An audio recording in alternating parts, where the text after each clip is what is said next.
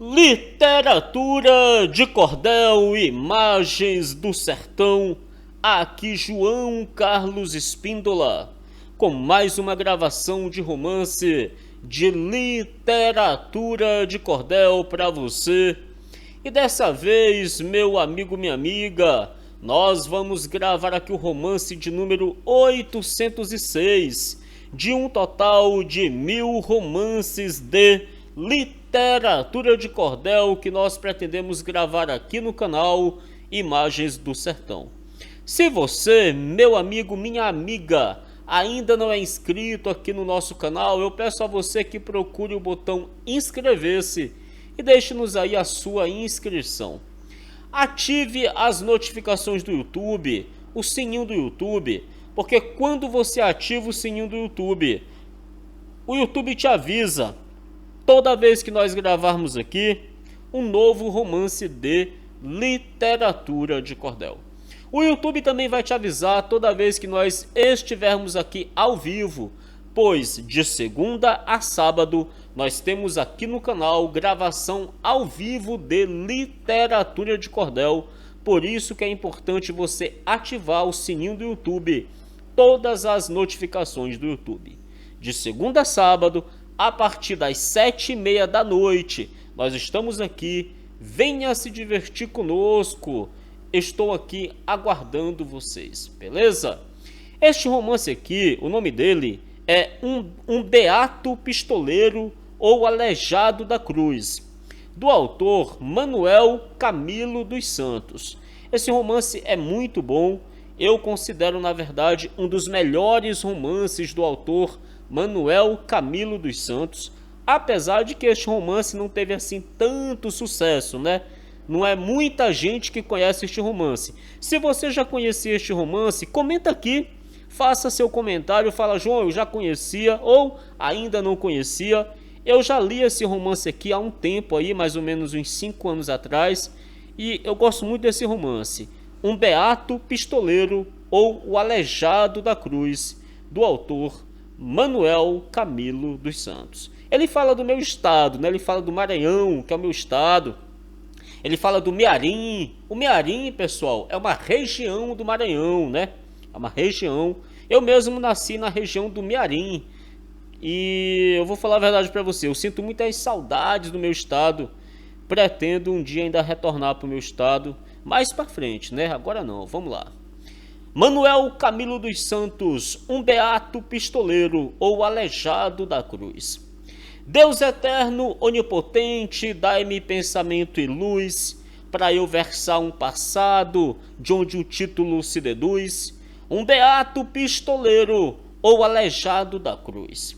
Nos confins do Maranhão, junto à cidade de Caxias, perto de Itapecuru, berço de Gonçalves Dias, deu-se esse caso horroroso que descrevo em poesias. Lá pelos anos de 20, segundo fui informado, apareceu nas estradas um beato e aleijado que conduzia uma cruz, andando nela escorado. Distante 1/4 de légua da cidade residia o senhor Jorge Travasso, e este ali possuía uma belíssima fazenda e muito feliz vivia. O senhor Jorge Travasso era muito caprichoso, honesto e trabalhador, justiceiro e caridoso, amava a Deus e ao próximo, bom patrão e bom esposo. Então aquela fazenda se chamava Bom Jardim, tendo por limite a entrada de Itapecuru Mirim, onde havia uma porteira com a entrada a Mearim. Então naquela porteira, por ser ponto transitado, todos os dias de feira, ali estava o aleijado, pedindo esmola aos feirantes, em uma cruz escorado. O senhor Jorge Travasso, toda vez que ali passava, não deixava de parar, e boa esmola lhe dava, conversava com o mesmo, e muito lhe admirava.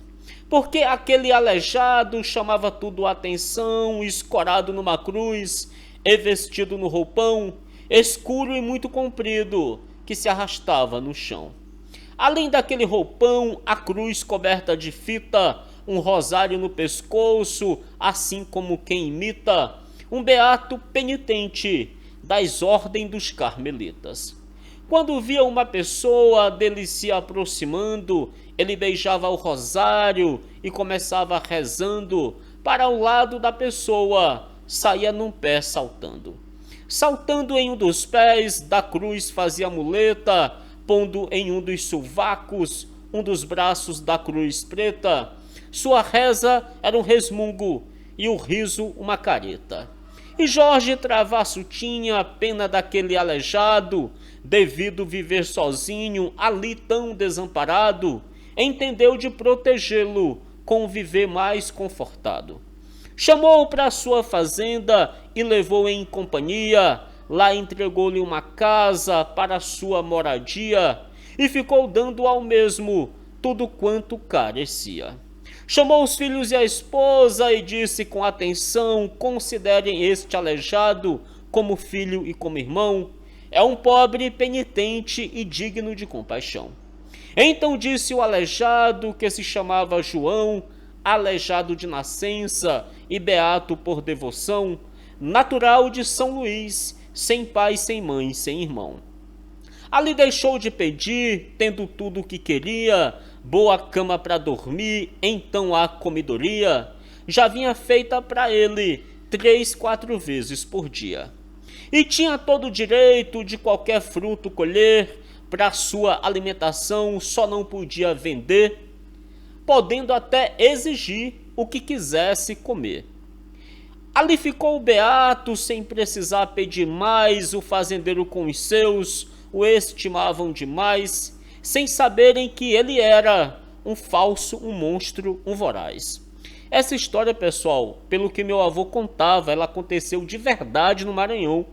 Por isso que eu digo para vocês que é uma história muito boa, que o Manuel Camilo transformou em versos e merecia ser mais conhecida. Meu avô contava isso aqui pra gente, tá? Pelo lado do Oriente, a fazenda Bom Jardim se dividia com as terras de um tal de Pedro Crispim, um sujeito ambicioso do instinto de Caim. Pedro Crispim era mau e tinha ansiedade de ser rico em demasia e começou com maldade, invadindo os limites da outra propriedade. Até que um dia mandou avançar por outro lado uma cerca divisória, ficando assim apossado de uma trincha de terra do Jorge sem ter comprado. Jorge Travasso mandou dizer a Pedro Crispim que aquilo estava errado e mesmo não era assim, que rezava a escritura da fazenda Bom Jardim. Pedro Crispim disse: eu sei, mas eu quero a divisão aqui por este lugar, quer você queira, quer não, e se acaso achar ruim, vamos entrar em questão. Jorge Travasso aí veio com um bom advogado, ganhou a questão, porém, teve um péssimo resultado, porque o Pedro Crispim ficou muito indignado. E certa vez ele, estando em uma mercearia que havia ali bem perto, muito zangado dizia que só queria saber onde um pistoleiro havia, porque ele pagaria bem caro a um pistoleiro para matar Jorge Travasso, e por isto o seu dinheiro já estava preparado, só faltava um empleiteiro. O tal beato aleijado, nessa mesma ocasião, estava também ali ouvindo a conversação e disse: consigo eu vou ganhar este dinheirão. Saiu e mais adiante esperou Pedro Crispim lá na volta do caminho e foi lhe dizendo assim: se seu Pedro tem dinheiro, pode confiar em mim. Confiar em si para quê? Disse-lhe o aleijado. Para matar seu inimigo, tem as ordens um seu criado. Para ganhar dinheiro assim, vivo sempre preparado. Pedro Crispim disse a ele: deixe de tapiação, como é que você pode matar seu próprio patrão, que além de aleijado é beato, e como é então? Qual beato, qual a nada, eu sou um pistoleiro, acostumado a matar e ganhar muito dinheiro. Eu nunca fui aleijado, meu leme é este cruzeiro. Aí deu uns 4 pulos, jogou a cruz para um lado. Pedro disse: muito bem, pois esteja contratado. Mate o Jorge e pode vir, que o dinheiro está guardado. E ali entre eles dois foi fixado o contrato, por 15 contos de réis, aquele falso beato ia matar o patrão, um homem bom e pacato. Daí ficou o bandido, monstro cruel, traidor, procurando ocasião para matar seu benfeitor e ganhar esse dinheiro sem remorso e sem temor. Achou que o melhor ponto era lá junto à porteira. No dia que o senhor Jorge viesse vindo da feira, ele por detrás lhe atirava e era queda certeira. E assim, tendo pensado, aquele monstro chacal colocara 2 balas numa pistola central, calibre 44, e se escondeu no local. Se escondeu em uma moita e ali ficou esperando. À noitinha o senhor Jorge na porteira foi passando. Ele atirou-lhe nas costas, o qual caiu-se ultimando. O infame aí correu, rompendo a escuridão, chegou em casa, ocultou-se, tomou sua posição de beato e aleijado e não deu demonstração. Às 7 horas da noite o cavalo foi chegado na fazenda com a sela. Nisto foi observado manchas de sangue na sela, o que teria se dado.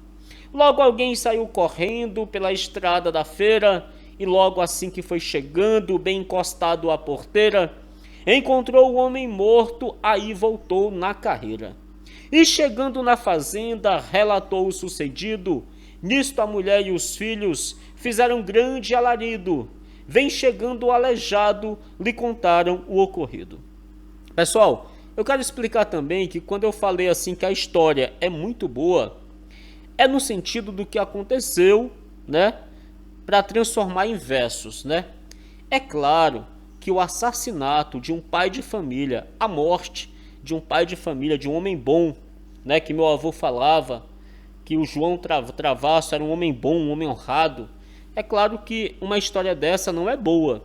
Não foi nesse sentido, tá bom, pessoal, que eu falei, tá?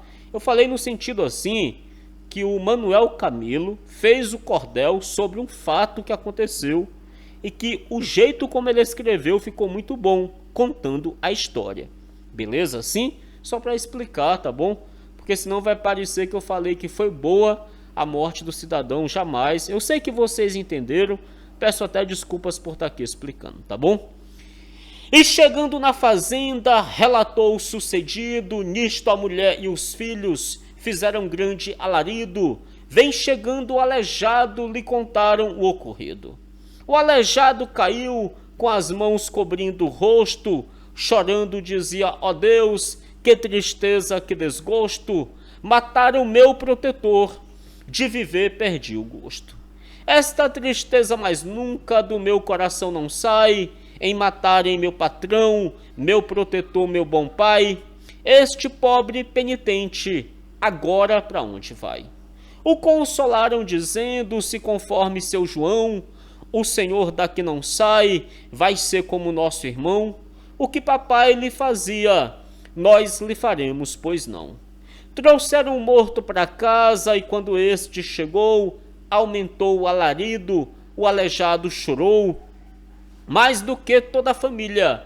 Nisto a polícia encostou. Porque alguém correu logo e deu parte ao aleijado. Pedro Crispim, quando soube, correu para não ser pegado, foi embora e nem sequer pagou ao falso aleijado. O delegado chegou fazendo a averiguação, perguntando aos presentes, mas sem ter informação, e o aleijado chorando viu num canto do salão. Chorava com alarido em sua cruz escorado, com as mãos cobrindo o rosto, não fitava o delegado, o qual muito experiente ficou um tanto cismado. Perguntou qual o seu nome e a sua procedência, para que lhe serve esta cruz. Perguntou com insistência: sou um beato aleijado, que vivo de penitência. Deixe-me ver esta cruz, disse o aleijado não. Foi afastando e foi dizendo: nesta ninguém toca a mão. Dei-me a cruz, disse o tenente, deixe de cavilação. Disse o aleijado não, nisso o tenente investiu, tomou-lhe a cruz e o monstro fez que tombou e caiu. Não faça isto, tenente, o povo todo acudiu. Mas aí o aleijado de um pulo se levantou, puxou um braço da cruz e com este se armou, cujo braço era um punhal, e pra força assim gritou: quer partir pra mim já sabe, com certeza vai morrer. Quem não quiser se acabar, procure se defender, e quem não quiser brigar, trate logo de correr. E partiu para o delegado com a fúria de um leão. Os soldados avançaram para pegá-lo de mão, mas o monstro era ligeiro e valente como o cão. O povo se assombrou e saíram na carreira, a polícia e o monstro, de faca, pau e peixeira.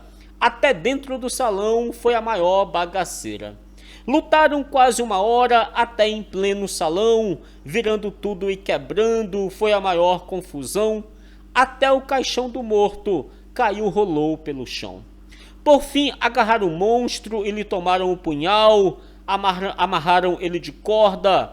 Amarrem ele de corda, disse o oficial, pois quero levá-lo vivo pras barras do tribunal. O seu roupão de beato ficará todo rasgado, o rosário espatifou-se, foi contas para todo lado, a cruz caída para um canto, já com o braço arrancado. Esse verso eu vou ler de novo. O seu roupão de beata ficara todo rasgado, o rosário espatifou-se, foi conta para todo lado, a cruz caída para um canto, já com o braço arrancado. Aí amarraram o monstro, o povo pôs-se a olhar, ajeitaram o caixão que não chegara a quebrar, e aí o delegado foi a cruz examinar. Retirou todas as fitas que a dita cruz cobria, viu que era emendada com 4 partes e se via que, se puxando com força, cada uma parte saía.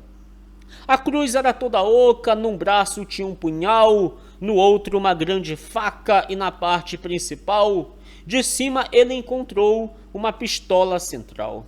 A parte maior da cruz era cheia de dinheiro, de cédulas, disse o tenente, esse monstro é pistoleiro, e foi ele quem matou Jorge o Nobre, fazendeiro. Ali mesmo no castigo, o infame descobriu que tinha matado o patrão, o povo se reuniu para linchá-lo, mas a força de polícia o garantiu. Aí o levaram preso como um beato algemado, com a cruz atada às costas para ser interrogado e descobrir tudo quanto já havia praticado. Posto a interrogatório, o monstro nada dizia, começaram-lhe a arrancar as unhas com tirania, cada unha era um crime que o monstro descobria. Primeiro disse que era natural de Alagoas e que o seu primeiro crime foi matar lá 3 pessoas, o pai, a mãe e um irmão, todas 3 honestas e boas. Lhe perguntaram e por que matou seus pais e irmão, disse ele para roubar 2 sacas de algodão. Foi preso, lhe perguntaram, ele respondeu que não. Até aí já 3 unhas, alguém lhe tinha arrancado, mas outra unha, outro crime, pelo mesmo relatado. Assim foram 20 unhas e 20 crimes confessados. Contou que matou a avó, que o havia criado, matou 5 em uma casa aonde foi hospedado, roubou-os e tocou fogo, deixando tudo queimado. Contou que em uma casa lá perto de Vila Bela, entrou e matou dormindo um casal e uma donzela, roubou tudo e depois fez o que bem quis com ela. E contou que tinha andado em 6 estados do norte, sempre disfarçado, mudando de nome e porte, como cego ou aleijado, e matar era seu esporte. Contou 10 mortes que fez em político e fazendeiro, a 15 e a 20 contos, então todo esse dinheiro guardava dentro da cruz, por ser um canto certeiro. Contou que numa igreja nos confins de Alagoas, entrou, quebrou 3 imagens e carregou-lhe as coroas, quebrou-as e como ouro velho, noutro lugar apurou-as. Contou que em outra igreja assassinou um vigário que se achava rezando dentro de um confessionário, roubou um cálice de ouro e rebentou o sacrário. Mas ainda outros crimes aquele monstro ainda fez. Nas donzelas e crianças, o monstro, por sua vez, era um lobo de existência, ladrão da santa honradez. Com boas cordas de couro, amarraram o miserável, mesmo na cauda de um burro, impetuoso, implacável. Levou aos pulos e matou o monstro vil detestável. Senhores, isto é exemplo, apliquem vossos cuidados, não confie nesses beatos, taciturnos ou exagerados, os quais vivem pelo mundo, sempre lesando os honrados. Aí está a história do poeta Manuel Camilo dos Santos. Como eu falei, uma grande história, no sentido dela ter sido muito bem contada pelo grande poeta Manuel Camilo dos Santos. Está aqui o acróstico, né, do poeta Manuel Camilo dos Santos, né? No sentido do que aconteceu, é muito triste, né? Mas eu falei e repeti já, né, já expliquei para vocês que quando eu disse que a história era boa, era nesse sentido, do modo como o poeta teve a inteligência de contar. Mas o meu avô já contava essa história pra gente há muito tempo, viu, pessoal? Que meu avô, Francisco Bento, contava essa história, beleza? Literatura de cordel, imagens do sertão.